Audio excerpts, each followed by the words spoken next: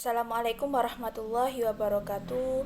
Perkenalkan, nama saya Sinta Nur Zahratul Hafidri, Prodi PAI khusus Fakultas Tarbiyah. Di sini saya akan memaparkan sedikit tentang riba, bank dan juga asuransi. Yang pertama yakni riba. Riba menurut bahasa adalah aziyadah, berarti aziyadah atau tambahan. Sedangkan menurut istilah adalah suatu bentuk tambahan pembayaran tanpa ada ganti rugi atau imbalan dengan syarat terjadinya transaksi utang piutang dan pinjam meminjam. Semisal si A meminjam kepada si B dengan syarat si B ini mengembalikan uang pokok pinjaman beserta tambahannya. Dengan demikian terjadinya transaksi utang piutang dikarenakan ada syarat tambahan. Bila syarat tidak dipenuhi maka transaksi tidak jadi. Jadi tambahan yang tambahan pengembalian utang dari pokok pinjaman itulah yang disebut dengan riba. Dasar hukum riba atau hukumnya itu haram menurut Al-Quran, sunnah dan ijma para ulama. Keharaman riba terkait dengan sistem bunga dalam jual beli yang bersifat komersial. Di dalam melakukan transaksi atau jual beli terdapat keuntungan atau bunga tinggi melebihi keumuman atau batas kewajaran, sehingga merugikan pihak-pihak tertentu, sehingga identik dengan nuansa sebagai sebuah transaksi pemerasan. Macam-macam riba. Macam-macam riba yakni yang pertama riba fadl. Riba fadl adalah menukarkan barang, tukar-menukar atau jual beli antara dua buah barang yang sama jenisnya tetapi tidak sama ukurannya, yang disyariatkan oleh orang yang menukarkannya. Seperti contoh, seorang meminjam emas sebesar 10 gram. Tetapi orang yang meminjamkan ini memberi syarat agar si peminjam ini mengembalikan emasnya tersebut sebesar 15 gram. Jadi, tambahan 5 gram tadi itu yang disebut dengan riba fadl. Supaya tukar menukar seperti ini tidak termasuk riba, maka harus ada 3 syarat, yaitu barang yang ditukarkan harus sama. Yang kedua, timbangannya atau takarannya harus sama. Dan yang ketiga, serah terima saat itu juga menukar.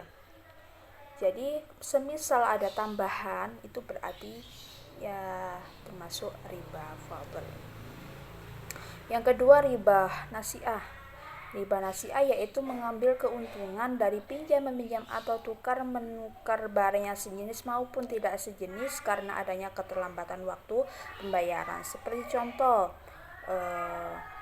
Dani meminjam uang kepada Tony sebesar 500.000 dengan tempo 1 bulan. Kemudian setelah tempo 1 bulan, Dani ini ternyata tidak bisa mengembalikan uang yang dipinjamnya kepada si Tony. Jadi Tony memberi kelonggaran kepada si Dani dengan syarat Dani ini mengembalikan uangnya sebesar dengan bunganya gitu. Jadi transaksi pinjam-meminjam tersebut itu yang seperti itu yang disebut dengan riba nasi'ah. Yang ketiga, riba qardi. Riba qardi adalah meminjam sesuatu dengan syarat ada keuntungan atau tambahan dari orang yang meminjam. Seperti contoh, Andi meminjam uang kepada Arman sebesar 500.000. Kemudian Arman mengharuskan kepada Ardi untuk mengembalikan uang itu sebesar 550.000. Nah, yang dimaksud riba qardi di sini yaitu yang 50.000 itu. Jadi itu yang dimaksud dengan riba qardi. Yang keempat yakni riba iyad. Ribayat adalah pengambilan keuntungan dari proses jual beli di mana sebelum terjadi serah terima antara penjual dan pembeli itu sudah berpisah. Seperti contoh, orang yang membeli suatu barang sebelum ia menerima barang tersebut dari penjual, si pembeli dan penjual tersebut telah berpisah sebelum serah terima barang itu atau jual beli sebelum serah terima barang itu. Jadi jual beli yang seperti ini yang disebut dengan ribayat. Yang kedua yakni bank. Pengertian bank adalah sebuah lembaga keuangan yang bergerak menghimpun dana dari masyarakat dan kemudian dana tersebut disalurkan kepada yang membutuhkan atau yang memerlukan, baik perorangan maupun kelembagaan dengan sistem bunga. Fungsi bank antara lain menyimpan dana masyarakat, menyalurkan dana kepada masyarakat ke publik. Yang ketiga, memperdagangkan utang piutang. Yang keempat, mengatur dan menjaga stabilitas peredaran uang. Yang kelima, tempat menyimpan dana harta kekayaan yang terbaik dan aman. Dan yang terakhir yakni menolong manusia dalam mengatasi kesulitan ekonomi keuangan. Berdasarkan jenis atau sistem pengolahannya, bank dapat dikelompokkan menjadi dua, yakni bank konvensional dengan sistem bunga dan dua, bank syariah, bank dengan prinsip bagi hasil. Yang pertama yakni bank konvensional. Bank konvensional adalah sebuah lembaga keuangan yang fungsi utamanya menghimpun dana untuk disalurkan kepada yang memerlukan, baik perorangan maupun lembaga guna mengembangkan usahanya. Yang kedua yakni bank syariah adalah suatu bank dalam aktivitasnya baik dalam penghimpunan dana maupun dalam rangka penyaluran dana memberikan dan mengenakan imbalan dasar prinsip syariah. Hukum bank. Ulama berbeda pendapat tentang hukum bank. Ada 3 pendapat yang berkembang di kalangan ulama. Yang pertama, ada ulama yang berpendapat bahwa bunga bank itu hukumnya haram berdasarkan ayat suci Al-Quran dan sunnah hadis Nabi yang menyatakan bahwa Allah dan Rasul telah mengharamkan riba. Yang kedua, ada ulama yang berpendapat bahwa bunga bank itu halal hukumnya dengan alasan karena bunga bank tidak termasuk bunga yang berlipat ganda dan untuk kemaslahatan masyarakat. Pendapat yang lain menyatakan bahwa bunga bank halal karena didasarkan sebagai keuntungan yang telah disepakati bersama. Yang ketiga, ada ulama yang berpendapat bahwa bunga bank hukumnya syubhat karena belum terjelas halal atau haramnya. Itu. Ada beberapa kelompok yang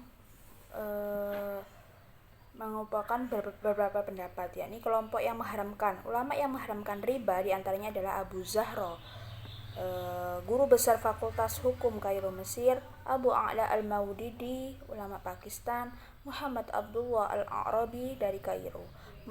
Mereka berpendapat bahwa hukum bank adalah haram, sehingga kaum muslimin dilarang mengadakan hubungan dengan bank yang memakai sistem bunga kecuali dalam keadaan darurat atau terpaksa. Kedua, kelompok yang tidak mengharamkan. Ulama yang tidak mengharamkan diantaranya adalah Syekh Muhammad Shaltul dan Ahsan. Mereka mengatakan bahwa kegiatan bermuamalah kaum muslimin dengan bank bukan merupakan perbuatan yang dilarang. Bunga bank di Indonesia tidak bersifat ganda. Yang ketiga, kelompok yang menganggap syubhat. Bank merupakan perkara yang belum jelas kedudukan hukumnya dalam Islam karena bank merupakan sebuah produk baru yang tidak ada nasnya. Hal-hal yang belum ada nas dan masih dilakukan ini yang dimaksud dengan barang syubhat atau samar. Karena untuk kepentingan umum kaidah usul sosial yang sangat berarti bagi umat. Maka berdasarkan kaidah usul atau masalah mursalah, bank masih tetap digunakan dan dibolehkan. Namun ketentuan ini hanya untuk bank pemerintah atau non swasta dan tidak berlaku untuk bank swasta dengan alasan tingkat kerugian pada bank swasta sangat tinggi dibanding dengan bank pemerintah. Poin ketiga yakni asuransi. Pengertian asuransi berasal dari bahasa Inggris yaitu insurance yang artinya jaminan, sedangkan menurut istilah adalah perjanjian pertanggungan bersama antara dua orang atau lebih. Pihak yang satu akan menerima pembayaran tertentu bila terjadi suatu musibah, sedangkan pihak yang lain termasuk yang terkena musibah membayar iuran yang telah ditentukan waktu dan jumlahnya. Adapun tujuan asuransi secara umum adalah untuk kemaslahatan dan kepentingan bersama melalui semacam iuran yang dikoordinir oleh si penanggung atau asuransi. Pengertian asuransi dalam Islam, yakni dalam konteks asuransi Islam terdapat beberapa istilah, antara lain takaful dalam bahasa Inggris, ta'min dalam bahasa Arab. Istilah-istilah tersebut pada dasarnya tidak berbeda dengan satu sama yang lain yang mengandung makna pertanggungan atau saling menanggung. Namun dalam prakteknya istilah paling populer digunakan sebagai istilah lain dari asuransi dan juga paling banyak digunakan di beberapa negara termasuk Indonesia adalah takaful. Perbedaan asuransi konvensional dan asuransi syariah. Yang pertama, asuransi konvensional adalah ada beberapa ciri yang dimiliki asuransi konvensional, diantaranya adalah akad asuransi ini adalah akad muawadah, yaitu akad yang di dalamnya kedua orang yang berakad dapat mengambil pengganti dari apa yang telah diberikannya. Akad asuransi ini adalah akad gharar karena masing-masing dari kedua belah pihak penanggung dan tertanggung pada waktu yang melangsungkan akad tidak mengetahui jumlah yang ia berikan dan jumlah yang dia ambil. Kedua, asuransi syariah. Asuransi syariah dibangun atas dasar ta'awun atau kerjasama, tolong menolong, saling meminjam, dan tidak berorientasi bisnis atau keuntungan materi semata. Asuransi syariah tidak bersifat muawadah tetapi tabarruk atau mudharabah. Mungkin hanya itu yang bisa saya sampaikan, kurang lebihnya saya mohon maaf. Saya akhiri, wallahul muwaffiq ila aqwamit thoriq. Wassalamualaikum warahmatullahi wabarakatuh.